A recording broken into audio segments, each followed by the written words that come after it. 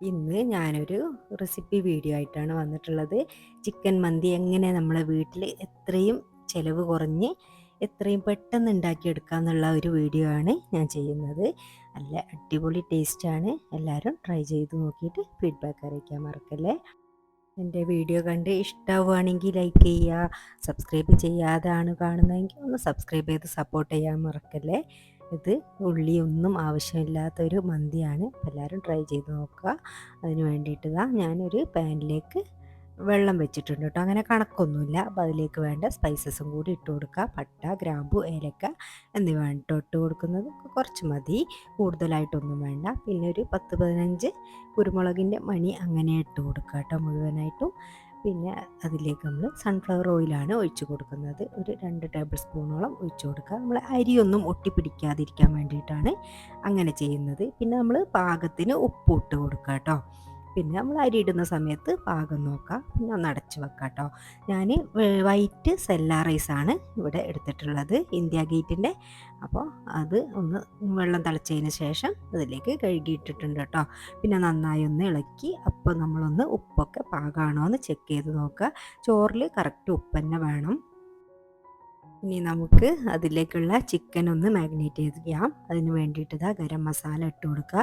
1 table spoon നിറച്ചിട്ട് കൊടുത്തിട്ടുണ്ട്. പിന്നെ കുരുമുളക് പൊടി, ഇതൊരിക്കലും സ്കിപ്പ് ചെയ്യരുത്, കാരണം ഇത് ഏറ്റവും അത്യാവശ്യമുള്ള സാധനമാണ്. പിന്നെ വലിയ ജീരകം എല്ലാം ഓരോ ടേബിൾ സ്പൂണാണ് ഇട്ട് കൊടുക്കുന്നത്. പിന്നെ അതിലേക്ക് മന്തി മസാലയോ കപ്സ മസാലയോ ഏതായാലും വേണ്ടിയില്ല, അതിട്ട് കൊടുക്കുക കേട്ടോ. അതൊരു 3 സ്പൂണോളം ഇട്ട് കൊടുത്തിട്ടുണ്ട്. ടീസ്പൂണാണ് ഇട്ട് കൊടുത്തിട്ടുള്ളത് മന്തി മസാല. പിന്നെ അതിലേക്ക് ചിക്കൻ ക്യൂബ്, 1 കിലോ ചിക്കൻ്റെ അളവാണ് ഞാൻ പറയുന്നത് കേട്ടോ. അരിയും ചിക്കനും ഓരോ കിലോ ആണ് എടുത്തിട്ടുള്ളത്.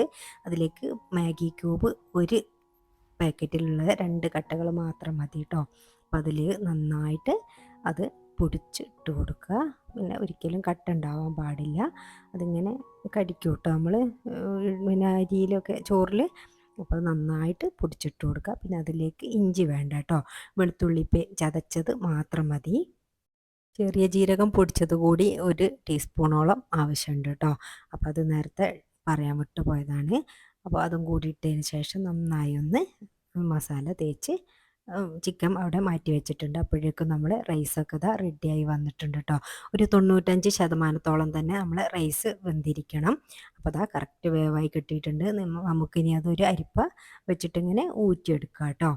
അപ്പോൾ നല്ല ഈസിയാണ് കേട്ടോ ഈ മന്തി. ഇനിയിപ്പോൾ നമ്മൾ കുക്കറിലേക്ക് നിരത്തി കൊടുക്കുകയാണ് നമ്മളെ ചിക്കനൊക്കെ. പിന്നെ അതിൻ്റെ മേലേക്ക് റൈസ് ഇട്ട് കൊടുക്കുക. ഇത്ര പണിയുള്ളൂ കേട്ടോ നമ്മളെ മന്തി വെക്കാൻ വേണ്ടിയിട്ട്. പിന്നെ ഇത് നല്ലൊരു ടിപ്പാണ് കേട്ടോ. നമ്മൾ വാഴൻ്റെ ഇല നന്നായി ഒന്ന് വാട്ടിയതിന് ശേഷം നമ്മൾ കുക്കറിൻ്റെ അടിയിലേക്ക് വിരിച്ച് കൊടുക്കുകയാണെങ്കിൽ ഒരിക്കലും നമ്മളെ ചിക്കനൊന്നും അടി പിടിക്കുകയൊന്നുമില്ല. നമുക്ക് കുക്കർ അപ്പം തന്നെ കഴുകി വെക്കാവുന്നതാണ്. അപ്പോൾ നമ്മൾ ഇങ്ങനെ 2-3 ലെയറായിട്ട് ഇങ്ങനെ വാഴൻ്റെ ഇല വിരിച്ച് കൊടുക്കുകയാണെങ്കിൽ നമ്മുടെ ചിക്കനൊന്നും പൊടിഞ്ഞു പോവേ പൊട്ടിപ്പോവേ അടി പിടിക്കുകയോ ഒന്നുമില്ല കേട്ടോ. പിന്നെ വാഴൻ്റെ ഇല വെക്കുന്നത് കൊണ്ട് ഹെൽത്തിനോ അങ്ങനെയുള്ള കാര്യങ്ങൾക്കൊന്നും ഒരു പ്രശ്നവുമില്ലല്ലോ. ഭയങ്കര ഹെൽത്തി സംഭവം കൂടിയാണല്ലോ വാഴൻ്റെ ഇല. അപ്പോൾ ഇതുപോലെ 2-3 ലെയറായിട്ട് ഇങ്ങനെ വിരിച്ചു കൊടുത്തിട്ടുണ്ട്.